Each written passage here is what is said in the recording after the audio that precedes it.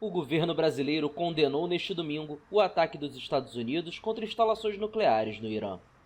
A nota publicada pelo Ministério das Relações Exteriores denunciou os ataques militares de Israel e, mais recentemente, dos Estados Unidos contra instalações nucleares em violação da soberania do Irã e do direito internacional.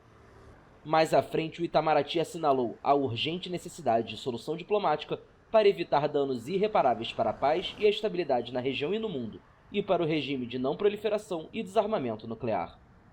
Dentro de 2 semanas, o Brasil vai sediar a cúpula do BRICS, onde vão se reunir potências militares como a China e a Rússia, que já se posicionaram contrários aos bombardeios contra o Irã, ordenados pelo presidente americano Donald Trump. O presidente Lula, habitualmente crítico das políticas do republicano, ainda não se manifestou pessoalmente sobre o ataque americano contra as instalações nucleares iranianas.